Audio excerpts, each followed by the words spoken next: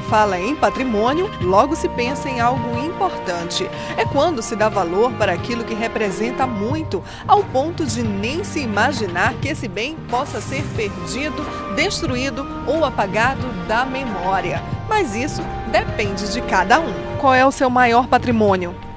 Família. Uma casa de muito tempo, um terreno. Meu trabalho, né? Realmente todos esses são patrimônios, mas quando esses valores são compartilhados por toda a comunidade, pelo povo de um país ou até mesmo pelo mundo, este reconhecimento passa a ser competência da própria legislação. Daí a importância do tombamento. Você pode me dar uns exemplos de patrimônio público aqui de Belém, dos prédios históricos? Temos o Palacete Pinho, né, que foi um prédio tombado, foi reformado. Teatro da Paz, Palacete Bolonha, outro que mais, não lembro. Tombamento vem da expressão Torre do Tombo, o arquivo público de Portugal, onde eram guardados documentos importantes. Por isso, tombar significa registrar algo com valor social. É proteger esse bem seguindo uma lei específica. O tombamento ele preserva a memória da sociedade e qualquer um pode pedir o tombamento e não precisa necessariamente fazer essa análise prévia. A pessoa reconhece esse valor, justifica o seu pedido de tombamento e aí os órgãos avaliam.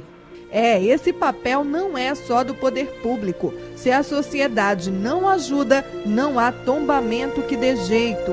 Em Belém, há muitos exemplos disso. São inúmeros casarões que a lei protege para que não percam as características originais, muito menos sejam demolidos.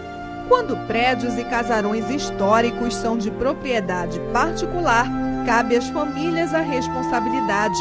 Mas nem todos concordam que aquele imóvel, sendo uma propriedade privada, não pode ser usado do jeito que se quer. Afinal, quem está com a razão? Os governos ou os donos dos imóveis? Eu acho que não é nem uma questão de ter razão, é ter consciência, né?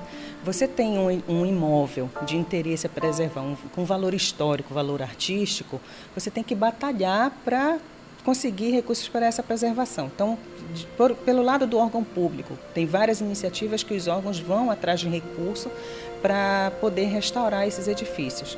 Pelo lado do proprietário, existem também programas financiados pelo governo federal que possibilitam essa preservação. Na capital paraense não é difícil encontrar a história em ruínas, como a casa que pertenceu ao poeta Antônio Tavernar, a Biblioteca Pública de Coraci, onde também está este casarão abandonado.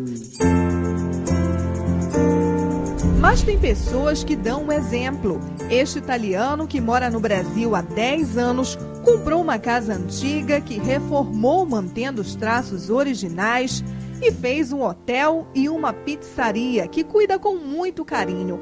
Amor que aprendeu na Itália. A história de uma cidade é a história de um povo e isso é muito importante, manter as próprias origens, entender bem, né, o que aconteceu no passado, e as casas, os prédios, mantêm todas as histórias.